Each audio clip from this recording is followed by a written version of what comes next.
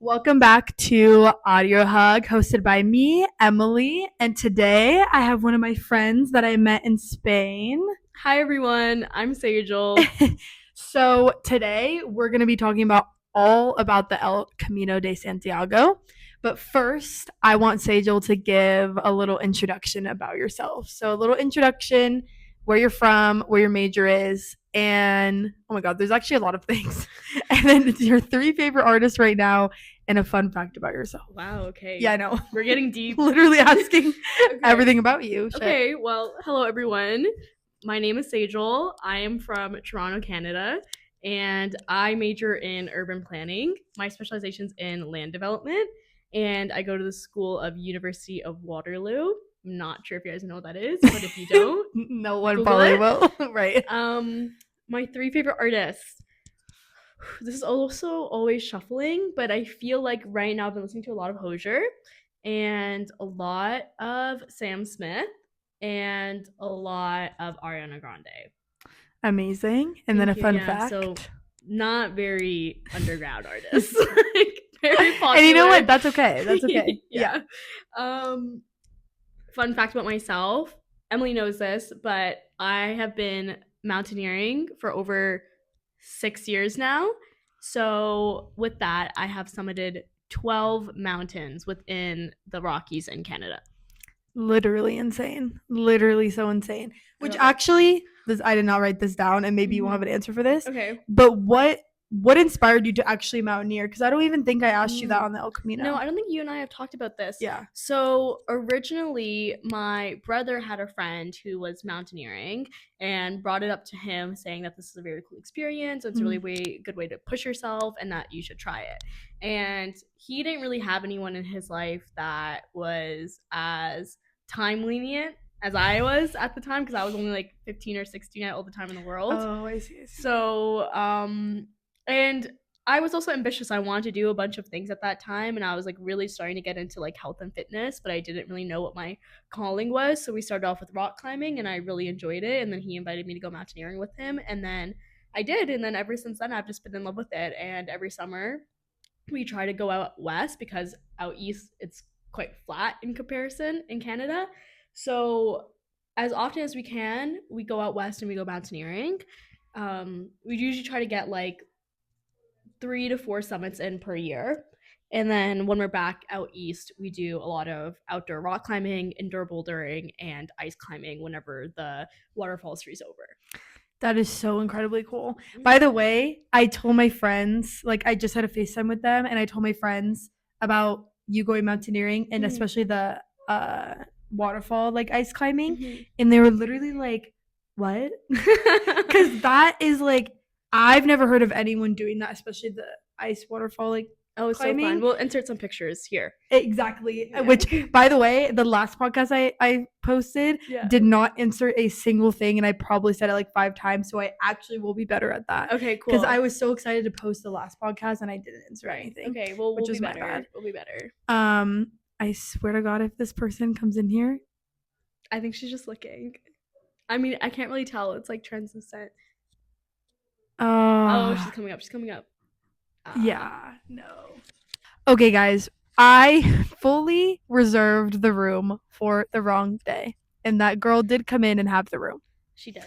But honestly, this background is incredibly better than the other one. So it's good for you. It's also very, and it's really nice today. It was supposed to rain. Did you see that? Yes, I did. Yeah, but maybe it's raining in Madrid and not here. But I don't know. Anyways, mountaineering we talked about, but now the main topic of this podcast is the El Camino. And we'll also we could talk about other things for study abroad, but we're going to talk about mostly the Camino because we did it together. So Sejal and I, over spring break, technically called Semana Santa or Holy Week here in Spain, but everyone gets the whole week off for like Easter and all of that stuff. But we did the El Camino de Santiago. So the El Camino is a very long trek that there's like different ways to get there. There's like a Portugal route, like Spain route, or routes from France. And they all end at wait, Santiago de Compostela. Thank you. Which ends at a church that is said where the Apostle James was buried. Mhm. And so they all end there, and a lot of people do it for religious reasons, spiritual reasons, or just to like challenge themselves physically. But yeah, actually, I'm gonna let Sejal go and talk about how she discovered it, because the only reason I even knew about it was from her. So Okay, yeah, for sure. So rewinding back to early January or late December, around that time, I went out for drinks with an old coworker of mine, and I mentioned that I was moving abroad to Madrid, and she was saying that it was sucks because the timing wasn't going to work out because she was just going to be finishing El Camino once I got to Madrid.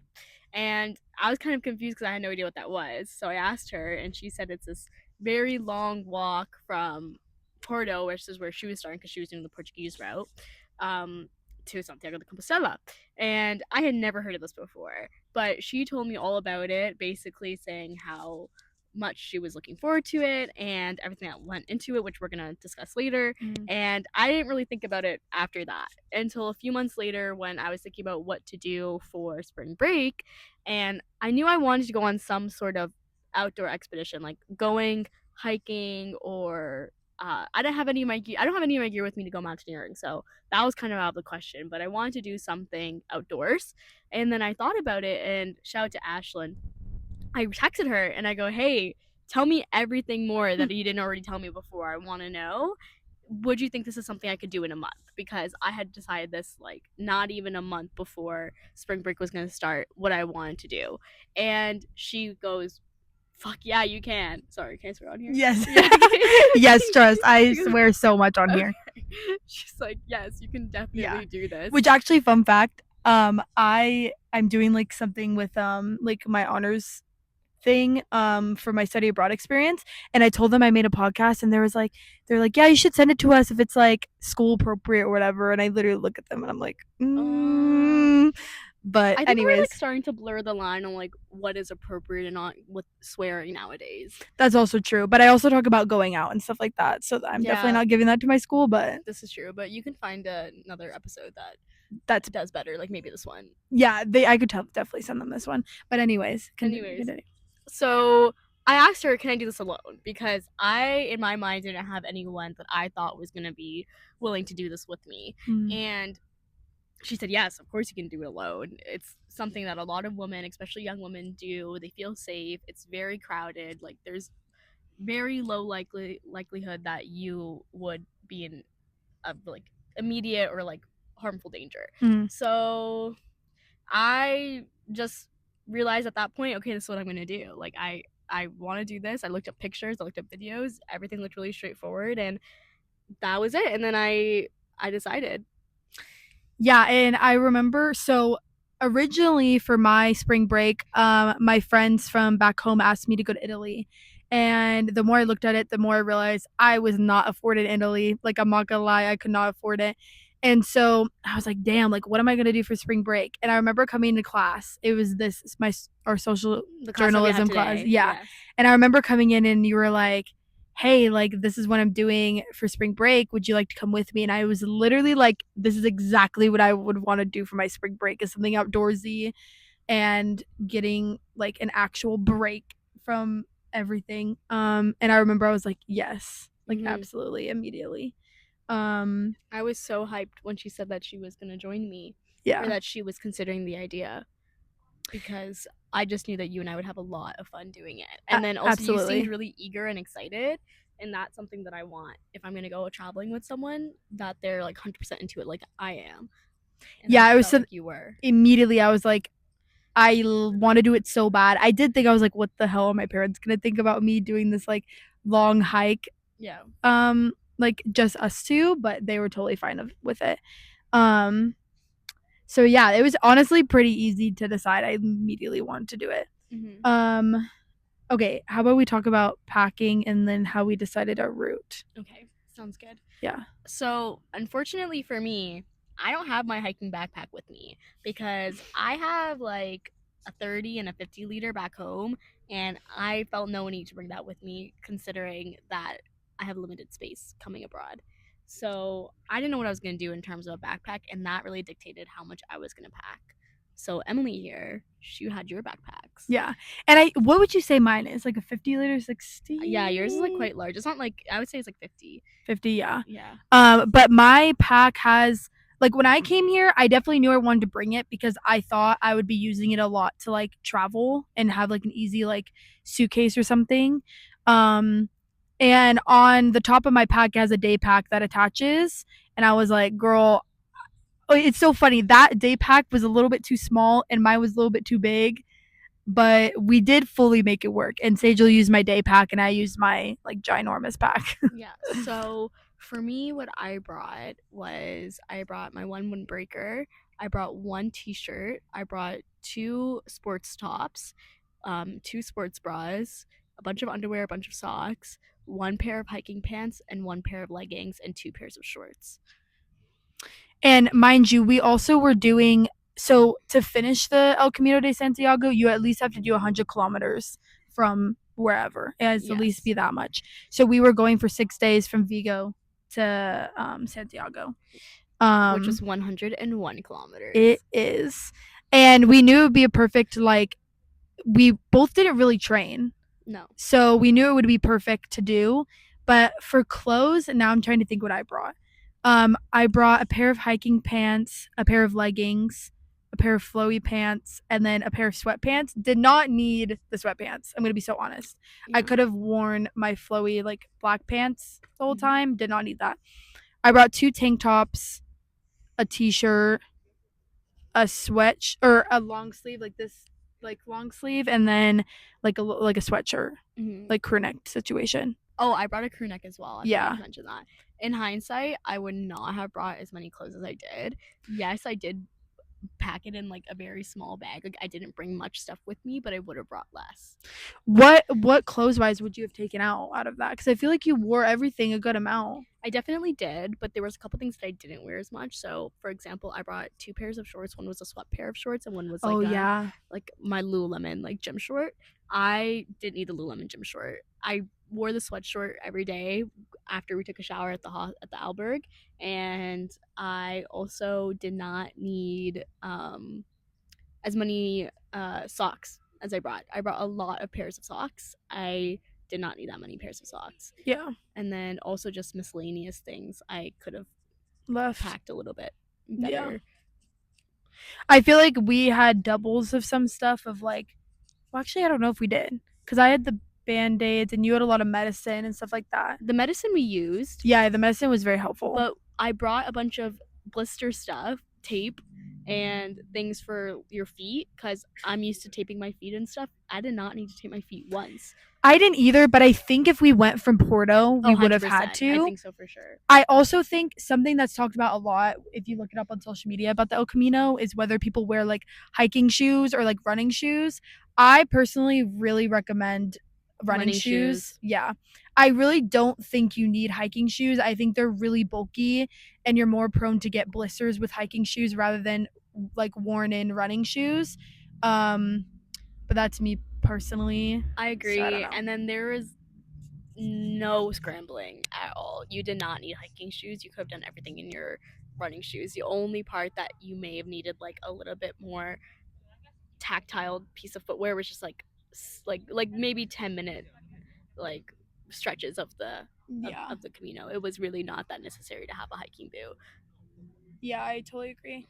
And I think we did not need any of that, but I'm glad we had it because if we would have needed it, it would have been nice. But also a lot of the cities that we were in, especially from Vigo to Santiago, like had a lot of places where you could have got that stuff. Oh yeah, there's pharmacies everywhere. Yeah, so the only thing is a lot of stuff is closed on Sundays. So like the Sunday of whatever day you're doing the El Camino, like keep that in mind. That's a really good point. It's really important to think ahead. Make sure you Google maybe the grocery stores in the city that you're going to next, seeing when they're open, when they're closing. If there's any like special hours due to holidays, things like that. If there's pharmacies near in that city, if there's not, then you're gonna have to stop before or after. Just keeping in mind what is available to you in your next stop is really important. That way you're not misjudging whatever is going to be coming to you. Yeah. Because I feel like we did a really good job of that. The only time we, I think, struggled was the Sunday. And when our first day, like none of the grocery stores were open as early as we were leaving. And we lived off of granola bars, which was fine because it was our like shortest, like longer day. And it was our first day. It was our first day. So we didn't need the energy from the food. No. But even like that's the Sunday when things were closed, we were fine. Except we ate fucking bread and tuna for breakfast. Yeah, but one day there was nothing. There was no grocery stores open, so we couldn't get any terrible. food, and we didn't want to eat at a restaurant at this point because we were saving up our budget for Santiago de Compostela. But excuse me. But yeah, we ate a can of tuna and a piece of bread for breakfast the next morning. I actually quite liked it. It was fine. I'm not really a big fan of tuna, but it was like fine. It was just sustenance, I think, at its bare maximum. Yeah. Oh, I think another big thing to bring would be like a pair of flip flops or Tevas or some sort of sandal. 100,000%. Yeah. You need flip flops. Yeah, just to be safe in like the hostels, and afterwards you're not gonna want to put back on your running shoes. Really, like I'm not gonna lie, you're gonna want to let your feet breathe, and it's better for your feet. Yeah, I'm trying to think of what else I brought. Did not use my Kindle at all. That I brought, but I used my journal a lot. And we use like the playing cards in your Monopoly deal. I brought a fan. Did not need the fan. What else? I brought makeup. Literally used it on the last day just for my photo ops, and I did barely even. I didn't post any of those pictures, so it did not matter. You didn't, and I still need to comment on your post. Holy crap, I'm really fake. Yeah, you're like, yeah, I noticed. I didn't notice. Oh, really? Okay, well, I just outed myself. Well, I think I can forgive you. Oh, thank you. Whatever. I also bring a hat. I wore it almost every day. I wore my hat once. But I didn't have sunglasses. I had sunglasses were very helpful. Like I don't wear sunglasses. Wear your sunscreen every day. We did not. I wear sunscreen every day. You put it on your arms and stuff? Well, I put on my hands because I was wearing my windbreaker. Yeah, I put it on my face every day. Did not. Well, most of the days I wore my long sleeve, but like I had a spray sunscreen. I just did not use it like at all. We brought a good amount of snacks, and those really helped us out. Bring snacks. Like I would say, like be prepared with snacks. Yeah, what was your snack list? Well, the only things I really ate are my granola bars and a little bit of the sour candy I brought. I brought like cookies because I thought I would need it for like energy. Why the hell would I think that I needed that? I don't even have a huge pack of cookies. No, and I don't even have a sweet tooth. I don't understand why I did that. But people were saying it's helpful to have like a sweet thing to like keep you going. That does not keep me going. I don't know why I listened to that. She didn't eat one single cookie. Eat one single. I still haven't touched that pack of cookies. and I've been home. She had this one Aquarius in her backpack. Oh, yep, that too. The entire time. That too. She never drank. Because I was like, I need it for like electrolytes and shit, but did not. Mm-hmm. I mean, electrolyte. I wish we drank more water. Probably would have been good for us, but I think it's fine. I felt fine. Yeah. I don't know. Maybe just me. Yeah. My snack list was a bar of dark 70% dark chocolate with almonds. I ate that thing every single day. I was scarfing down chocolate and mini flets, and white chocolate strawberry granola bars that I only ate 2 of, and I had 10 of them. So be selective with your snacks. Make sure you'll actually eat them if you're gonna bring them with you.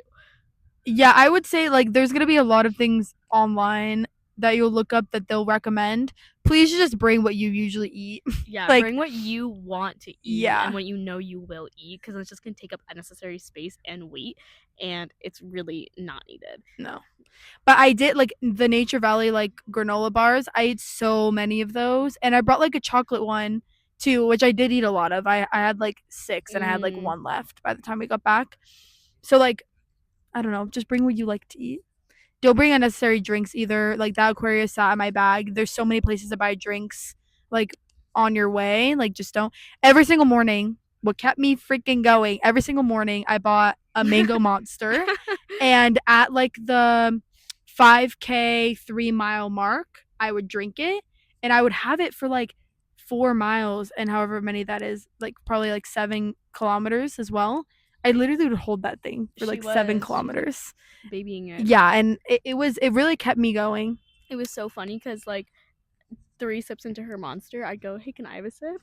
And then I'd have 1 sip, and it was like crack. Yeah, it was so good. Got me going. It was I great. feel like we would be dead before then and just like talking regularly, but then after that, yapping the whole time, the entire time. But yeah, so that's all we packed. We said some details about the Camino, but it's fine. Oh, okay. Our route. Wait, actually, let's talk about. Do you want to talk about the why? Why we decided to do it? We already just talked about that. Oh, I guess that's true. Oh, well, you mean on a deeper what like level. intention did you set personally before going? Personally, I had none, but I was just ready to go. It's the Right. truth. No, and that's no. Speak your truth. Speak your truth. My truth is, I was like, well, let's just go. You're like, this seems cool. I don't fucking know. Like, Yeah, whatever. exactly. Well, okay. So after I decided to go, I had two things. I wanted to have some sort of like deep realization from our conversations. And honestly, I just wanted to challenge my body. I have never, the longest hike that I had done prior to this was a 10-mile hike. And so, like, 100 kilometers is like 65 miles. So I was like, that's crazy that I'm about to do this like within 6 days when the longest one I've done is 10 miles. And after that, I had been like dead. So yeah, that was my intentions. Same to you. Thanks. Had you ever done as long of a trek as this? Well, I know mountaineering is so different, but have you ever done as long as something? No, I've never done like a multi-day walk like this. Okay. Yeah, mountaineering, I mean, we don't need to get into it, but it's like definitely longer days and Yeah. like higher elevation and things like that. But in terms of like, I've never done it by myself, especially without my family, because I always go with my brother. So this is definitely different. So no, I've never done anything like this before. That's so awesome. So this is also like a very new thing for me as well, because I'm not used to having to like take off layers and then put them back on, or like not having to do that. Sorry, like I'm just so used to like changing climates like every 3 hours while I'm mountaineering. This was like super stagnant, and I liked that, and it was like very social. It was very social, and just like also in a whole different continent. I mean, I loved that aspect of things, is that I really felt like I was getting the Spanish experience. But I mean, we can talk about that more later. But I have never done anything like this, so it was really exciting to see what this was going to be about. And it turned out better than I thought it was going to be. Yeah. So the route, so there's a lot of different routes and like different places that you can stop along the way. It is a very popular thing. So many people do it. And you can it's really at your own pace, what you want to do, what you want to decide. And I think that's what I liked a lot about it, is it really was like, it didn't have to be like super planned out. Like you kind of just went and did it. And we literally finalized our route on the way.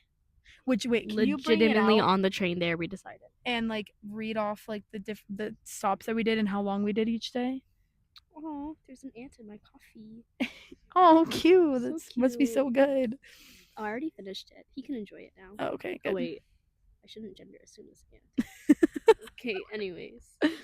But yeah, there's a lot of different routes that you could take because you can come from so many different ways. And there's like a spiritual variant, like a coastal route, the literal way, like there's so many. Urban way. I mean, there's so many that you could pick. We picked a mix of the coastal and the literal route. That was up to me, actually. So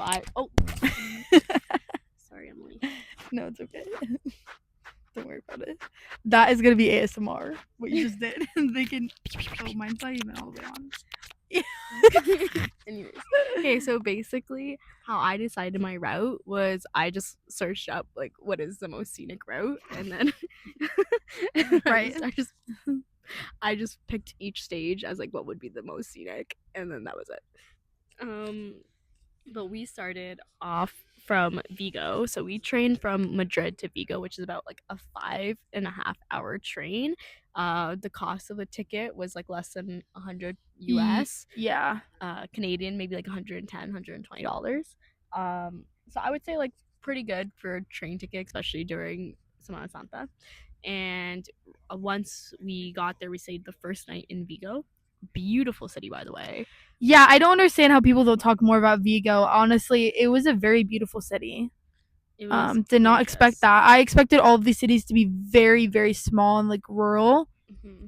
That was not the case, It really. was amazing. Yeah. So we got there right as they started their Holy Week. So they were doing a bunch of festivals, and the entire city was just lined with, was lined with like bars and entertainment and music, and And everybody was out. everybody was out. Everyone Yeah. and their literally everyone and their mom and their grandma was out. Yeah, literally, Genuinely, literally. that's not even just an expression. Yeah. Everyone was on the Everyone streets. was on the streets. Yeah. So we stayed at the Albergue de Peregrinos Juan Manuel Lopez Chavez. It was 10 euros for the first night. All you need is, there's no reservation allowed.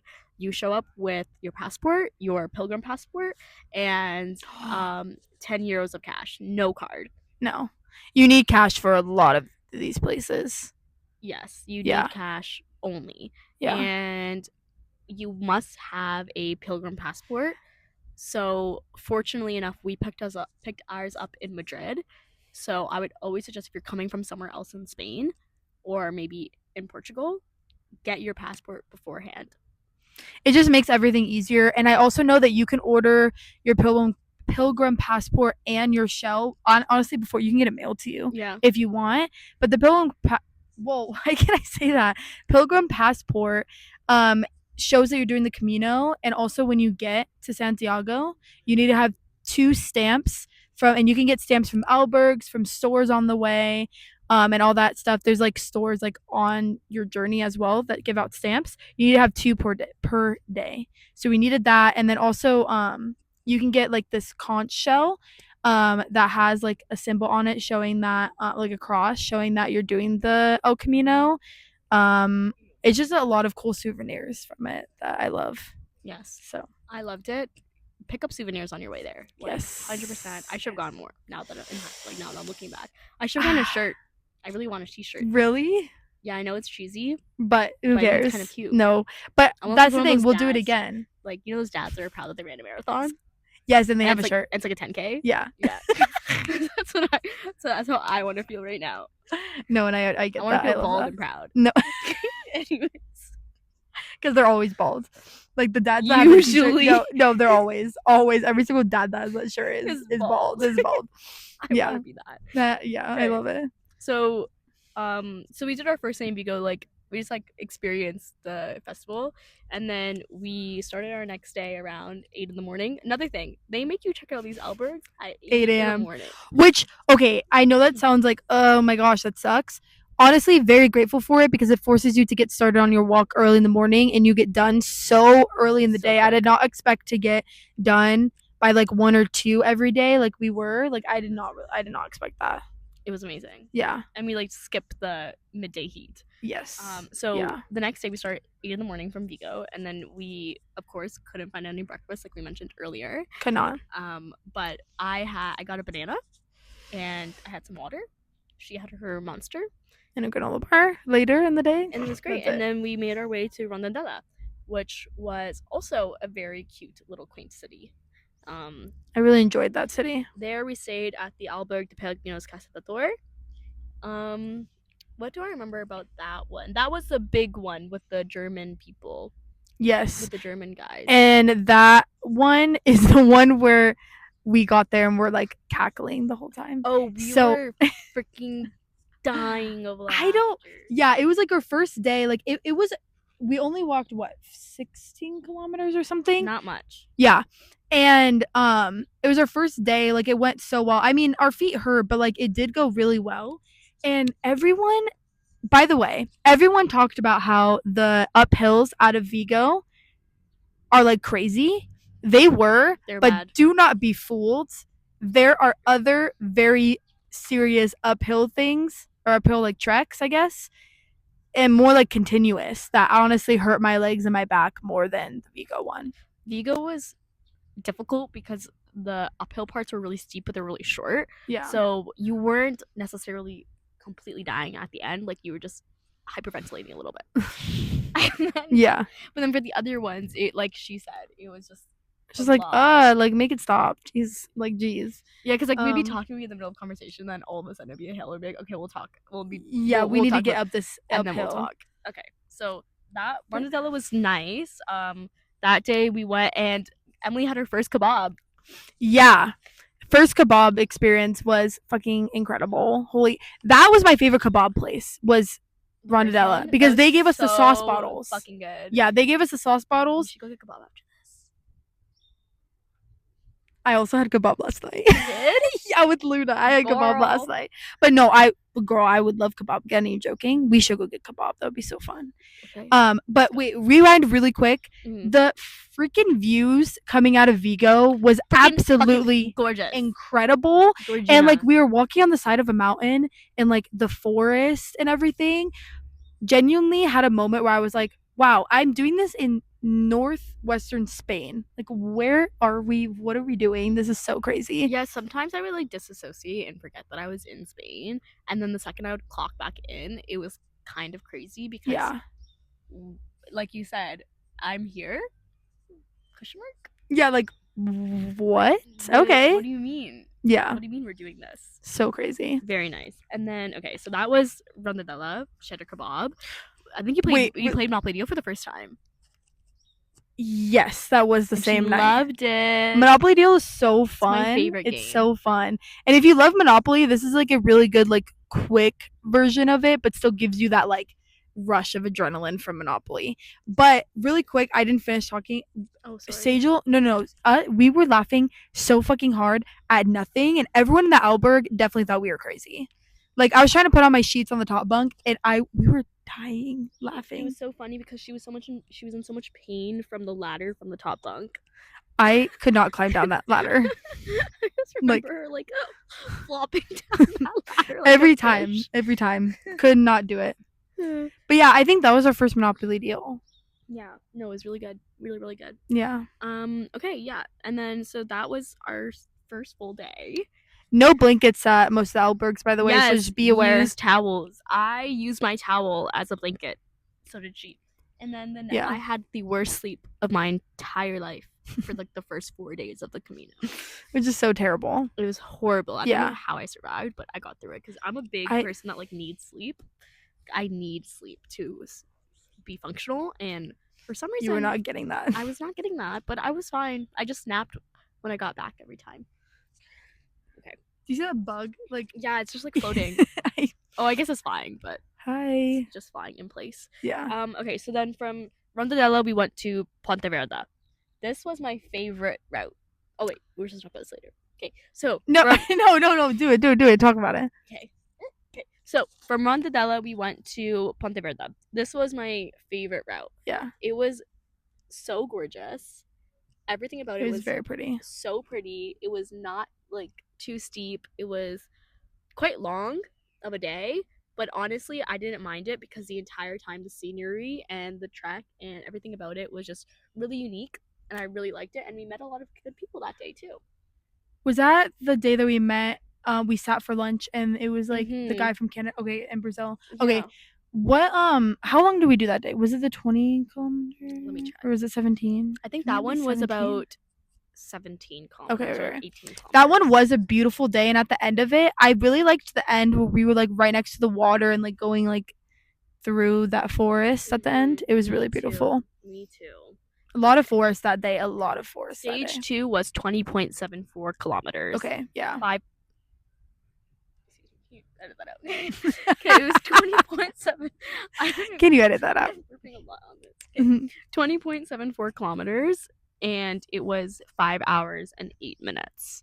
Just, I feel like pretty good because we also stopped for like stamps and for lunch and all that stuff. Yeah, it was amazing. I had a great time. Yeah, really, really good time. That day was really beautiful. We stayed at the Alberg de Pellegrininos Virgin Pellegrina. This one was the day when we were sleeping in an attic, which I loved. Mattresses on the floor. It was like 20 mattresses, maybe. But we watched the Spanish sunset, and it was really gorgeous. It was. We went for kebab again. And that was really good? It's really good. By the way, every time we went to kebab, actually every time we ate dinner, we watched an episode of Modern Family. Yep. And I think that genuinely, like, it turned my brain off in a way that was like actually crazy. It was very, very good. It was so good. Yeah, It was so good. it was very, very good. Yeah. So then the next day we woke up a little bit later, around like 7:30, I would say. That day? Yeah. Oh, I guess we did, huh? We woke up a little bit later, Yeah. and we didn't leave until like maybe 8:15 when we usually leave at like 8. Oh, yes. Yeah. It That a- was the tuna It was day. a tuna day.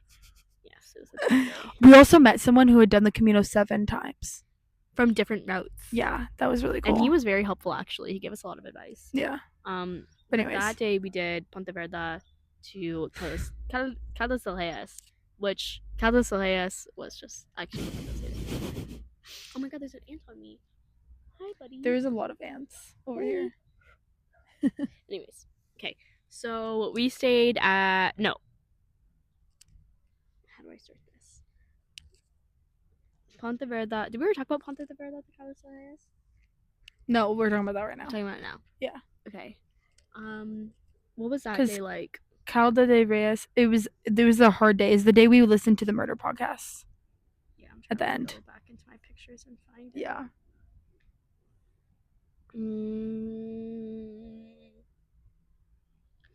Okay. Yeah. This day was hard. This day was when this was our, I would say, the hardest day. I would say it was the hardest day too. Yeah. Just honestly, the last hour and a half, the last like 2 days were the worst for me. Just because like your feet are hurting a lot. Like I feel like my whole body didn't hurt as much as like my feet. My feet hurt so incredibly much. bad. We saw a lot of wildlife that day. We saw was the it the cows? We saw horses. We saw other horses. We saw Lots of horses, apparently. Yeah. Dogs and cats. Oh, so many dogs and cats. Yeah. But it was a really nice. Yeah, look at this one. Oh yeah, the little that dog was so small. I'm gonna insert the video. I like sent this to Tomas. I was like, we saw a dog that reminded me of you. He's probably like, okay, right. Anyways, that was still a really pretty walk, but yeah, like my feet just really hurt. At the end, I was actually like crying. That was the day. I didn't cry, but no, you didn't. Internally, I was giving up. No, that the next day you ran. The next day I ran to the finish point. But Caldas del Reyes, best city. That was really beautiful, city. Gorgeous, everything about it. And then we also went to the pool. Yes. So I would say, I think, just be aware the last few cities as you get closer to Santiago, just be prepared. There's gonna be a lot of people, and the albergue that you decide to go to is probably gonna be full by the time you get there because it just happens. And book ahead for Santiago. Definitely. Yeah. And then also it's probably going to become more and more expensive as you make your way to Santiago de Compostela. Yes. But also, like, we say that, but I think the most we spent was in Santiago. Was it 20 euro? 25 euro for Santiago de Compostela. Yeah, but then even the city before, 17 euros. 17. Then 14 the one before, and then maybe another 17 in there somewhere. I don't know. Yeah. But mostly, like, the more rural cities, they're like 10 euros if you get like the like the first 3 were 10 euros. Yeah. But they were still like good, just like less amenities. Which is why the nicer ones or like the ones closer to Santiago were more expensive. Yeah. But honestly, it makes sense. And at that point, you kind of want that luxury as you're finishing the Camino because you need some sort of relaxation, like things. You need it so bad. It's way better once like you're just about to finish that you have those rather than the beginning when you don't really need it as much. Yeah. And so before we went into that city, Caldas de Reyes was known for their like hot springs and things. Mm-hmm. So I knew going into that city that me and Sejal would try to find like a cheap place to do like a hot spring situation. And there was a hotel across. Okay, actually, our first albergue we went to was closed, so we went to this other albergue and they let us like in, and they're like, yeah, we'll take you to your room, whatever. So I'm going, and she takes us to the stairs. Come to find out, we were on the 4th floor. No elevator. And these are really high floors, so you're going up 2 staircases to get to the next floor. Yeah. And literally, I'm just laughing because Sejal's like behind me, and I know that when she turns the corner and we didn't go on that floor, she's gonna be like, "What the fuck?" And I just kept screaming. Yeah, you kept screaming, "Parque, Parque!" But I just like couldn't walk up the stairs because our lives are. That lady probably thought we were insane. But that We were was in so much so nice. Those rooms, we had the most We beautiful did. view Mhm. of Cali de Reyes. It was amazing. Oh, also it's gonna rain. Like currently. How Like, else would it be raining? Wait, do you think? Yeah, It's I gonna be felt so a drop. funny if we have to. That would be so But funny. we'll If we have see. to end We'll this see if it gets worse. because We'll go okay, inside. But anyways, yeah, that was a really beautiful night. We had our own room. We had blankets. That was the first time we had blankets in like 3 years. Like, guys, I didn't know you had to be thankful to have a blanket, but be freaking thankful that you have a blanket to sleep with tonight. Because imagine sleeping without one. It's horrible. There's gonna be someone that doesn't sleep with a blanket every night, and they're like, "What?" Okay, well that's their No, that's their decision. What do you mean? all them, that's all Yeah, them. why would Because you seriously- willingly decide not to sleep with a blanket? Some You're people fucking do. weird. Yeah, you're a little bit weird because that's actually Go get crazy help. and like like please go get help. But yeah, so literally when we walked Who in the are room you? and there was like, who are you actually? Like, we're worried about you. When we walked in that room, there was blankets. I was like, oh my god. I Like, know, fuck. genuinely. Ugh. And then I was taking off our shoes, and it was like tile floor. And our feet were like, Is that the day that we put our feet on? Because okay, wait, talk about putting your feet on the wall because that day was there was like my legs are tingling so fucking hard. Okay, so basically, my tactic to helping alleviate inflammation and blood swelling from my feet is that I put my feet up on the wall. I don't know if that's a good visualization or not. Wow. This is a wall. This is my feet. Perpendicular to the wall. Anyways, so I put my feet up so that way the blood drains from my feet to my legs back to my heart. So I Back to my heart. Oh. anyways, so I have been forcing Emily to do this with me every single day. And this day was our longest day, and our feet were hurting a lot. So I put my feet up, and then it was like so much pain because you can genuinely feel like the blood flowing from your feet down your legs, and that within itself is quite uncomfortable. And especially not knowing this feeling very well, it is really hard to like do it for a long time because it genuinely feels like your feet are on fire.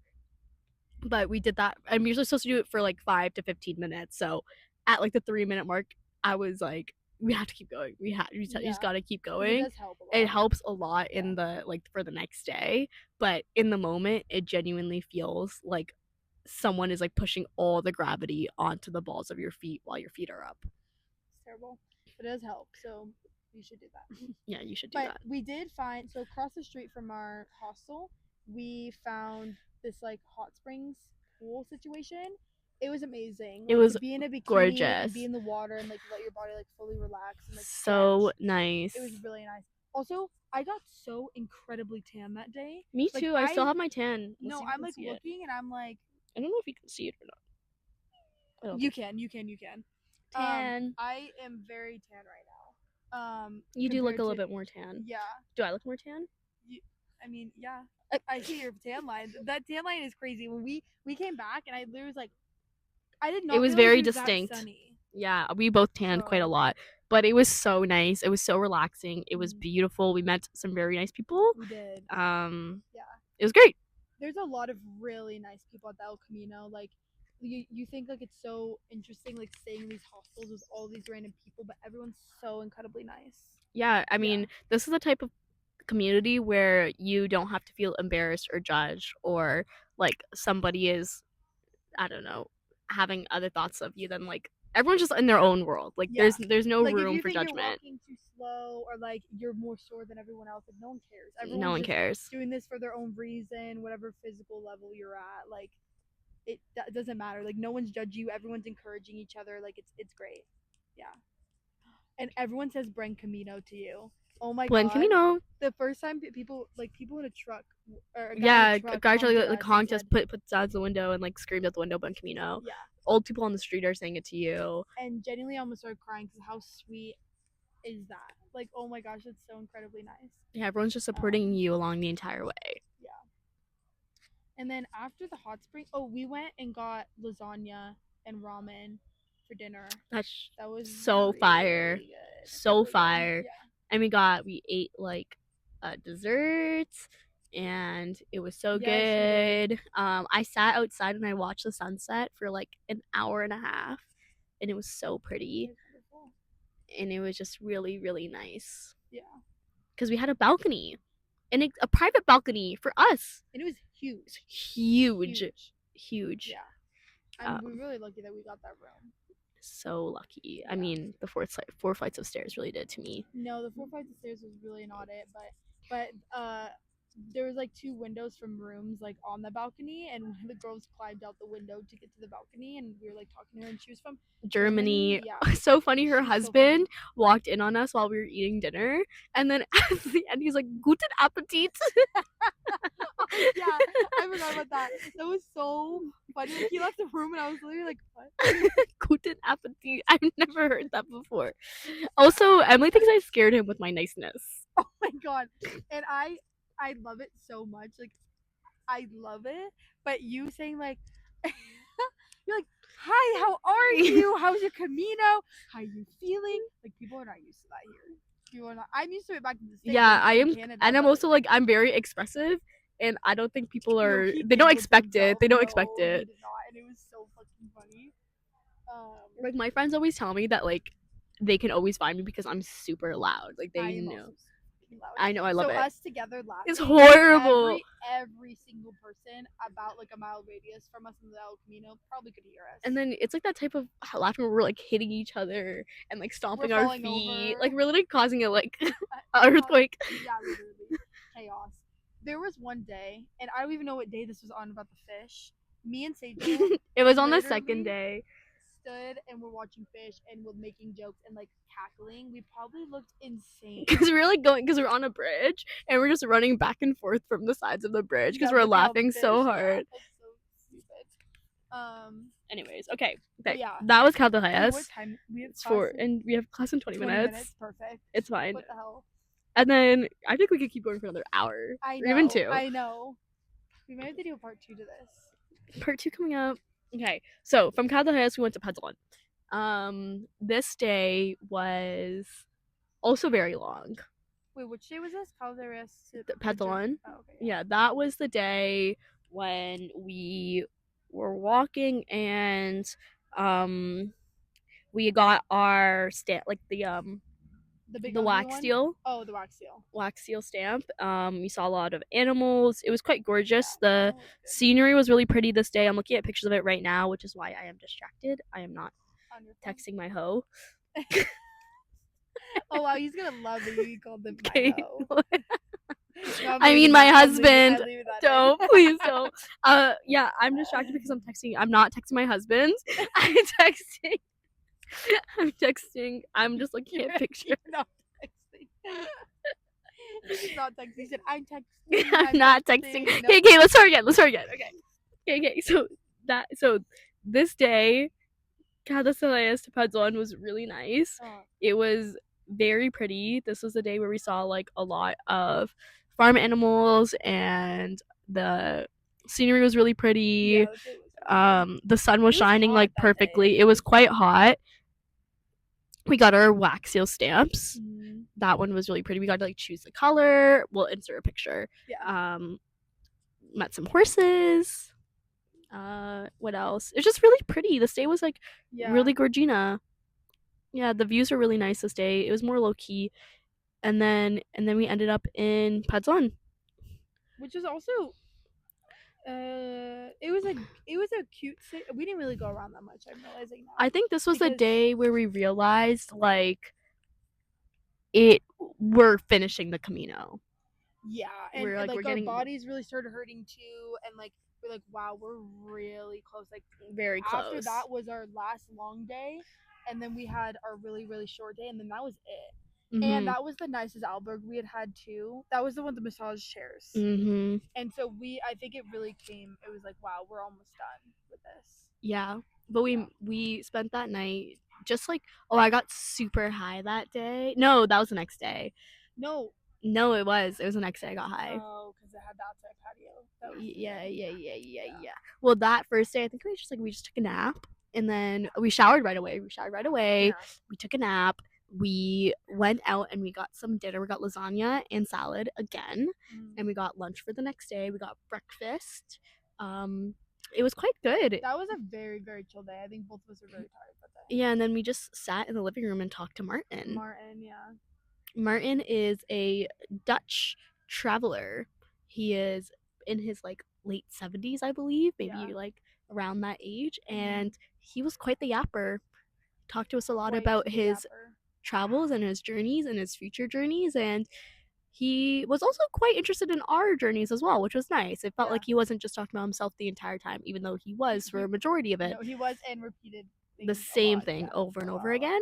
But you know what? It was quite refreshing to talk to someone new. I love Emily so much, but it was good to like. No, I'm just kidding. No, well, the like, point of the Camino is to meet all these new people. Yeah. And I felt like that was our first time really sitting down and talking to anyone for like a prolonged period of time that we hadn't done yet. Because girl, put 2 yappers on a 100-kilometer walk. Girl, we talked the entire time. Yeah, like honestly, probably 2 or 3 hours out of the whole trip, we weren't talking. I'm gonna be so honest. I think that's even an exaggeration. Probably, which is amazing. Like, I think it created a bond between us that's never gonna go away and be broken. So it's like, aww. I know. I agree.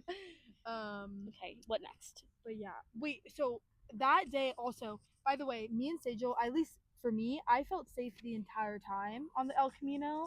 There was the one instance going into that city where a guy was pretty drunk and like smashed glass on the floor, but it was fine. But it was in the city. Other than that, I feel completely safe, and it's so easy to follow the path because they have very easy arrows and symbols to follow. So arrows are everywhere. Like, you won't go somewhere without seeing an arrow.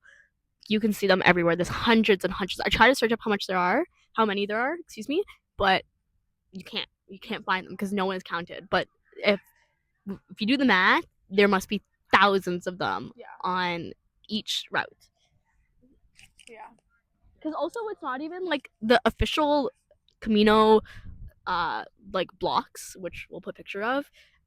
There's a lot of those, but people would just be like spray painting arrows on the street or on the poles and making art out of the Compostela, and it's just gorgeous the way that people are like creative and how they're taking this very beautiful signage and creating it into their own, and then also doing it for the people doing the route. It's just like a way to also keep yourself entertained while doing the route. Is just like looking at how unique and innovative people are. Yeah. So unfortunately, we have class in 15 minutes, and I think we're gonna have to do a part 2. But it actually works we yap too much because we can finish it out, and then also you can talk about your study abroad experience in general. Okay. So, yeah, because I think it'll be cool to get your like perspective on your own experience, especially from being from another country. And also I feel like a lot has happened to me that like does not happen to the average person while being here. Yeah. So I would love for you to talk about it on here. Okay, sounds good. So there's gonna be a part 2, but thank you so much for coming on and doing this. Thank you. Yeah. I appreciate you having me. Yeah. Okay. And we'll see you in part 2. I'll talk to you divas later. Bye. Bye. It's gonna have to start. I think I'm just gonna start laughing. I can't take myself seriously. No, well, you've been warned. Yeah, you have been warned. The 3. Hey. Hi guys.